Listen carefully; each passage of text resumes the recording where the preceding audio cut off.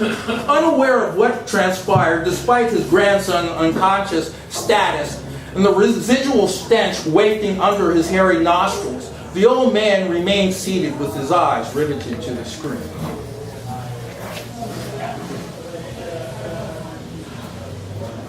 I can't see.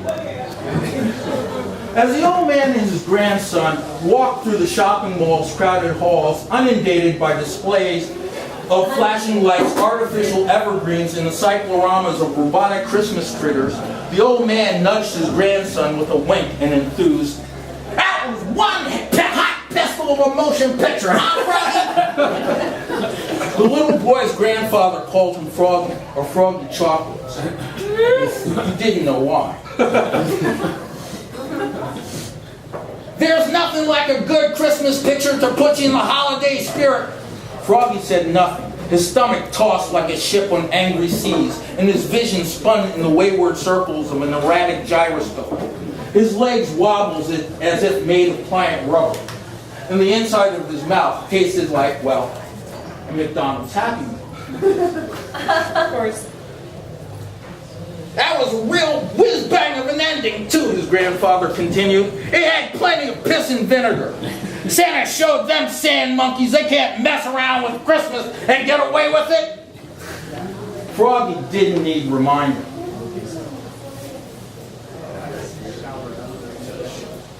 Froggy didn't need reminding. Just as Santa was about to defend himself in the sanctity of Christmas against Osama bin Laden in a no-holds-barred cage match to the death, Froggy, recovering from his nauseous faint, opened his eyes on a Santa stripped down to the waist.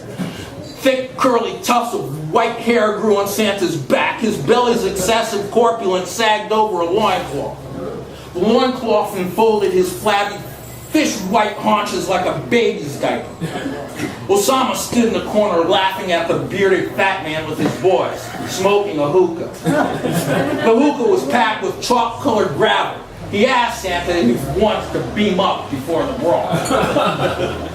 Behind the iron bars of the cage, a turbaned supplicant caterwauled on a prayer mat. This was the signal for the match to begin. Osama sprang out of the corner like a bat-winged ferret, gouging out Santa's left eye. Santa bellowed like a shot moose. The empty socket gushed spurts of crimson, turning his fabled white beard into a cone of bright red cotton candy. Tendrils of optical nerves fastened to his teeth in a splatter of coagulating blood. Osama butted him in the mouth, and Santa spat out 32 kernels of loosened teeth and a gelatinous wad of mucus and blood, stumbling about the cage like a drunken bear. Santa's face, awash in blood, was pained, toothless, and contorted in despair. Unexpectedly, Santa began to cry. Tears streamed down his cheeks. Mucus bubbles popped in his nostrils. Osama had proved too much for the once jolly fat man. Santa had accepted defeat without grace, surrendering all he once held dear, Christmas, children, the American way of life, to the hookah-huffing face of evil. Osama sneered in triumph. The Cineplex audience joined in one thunderous voice and booed the spineless Santa. Even the little boy felt a twinge of outrage. Santa had let down America. He let down Christmas. Most of all, he let down all the children of the world. Then Osama delivered the final blow of humiliation. He mimicked Santa's falsetto boo-hoo-hoos, stripped him of his loincloth, and exposed the shriveled worm of his nature. However, in one of those predictably ironic turnarounds common to Hollywood fare, a letter fluttered from under the folds of Santa's linen loincloth. It was addressed to a Mr. Jollyman in care of the North Pole, and sent by a child who had lost all 4 limbs during an attack on his jungle village in the Congo.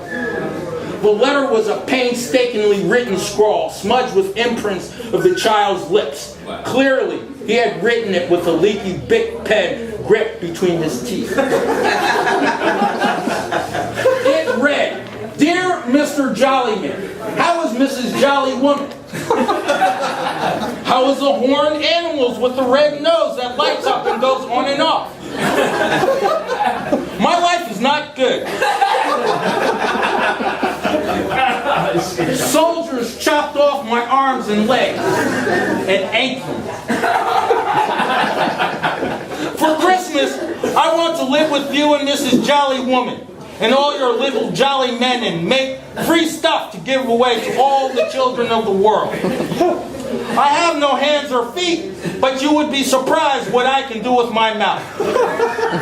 Your friend, Pete.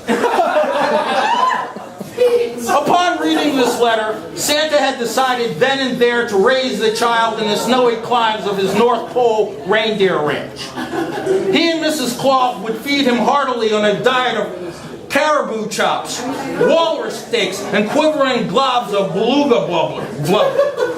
He would teach him how to fish by dunking his head in the icy waters, coming up with a fresh catch clenched like a seal between his teeth.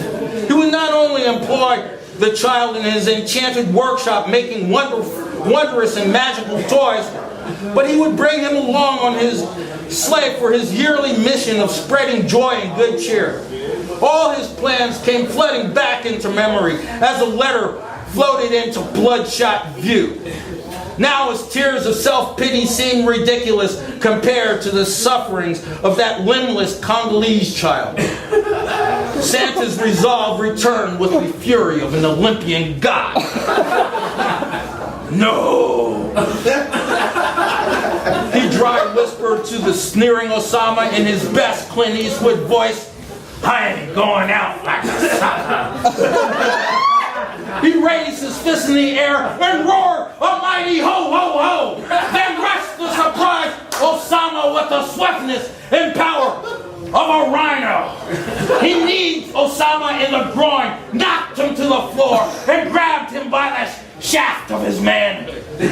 He gloatingly, savagely tore it out by its root.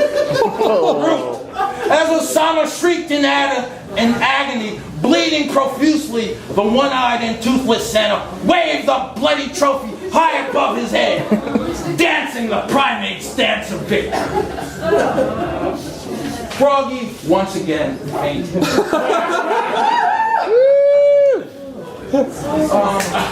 Yeah.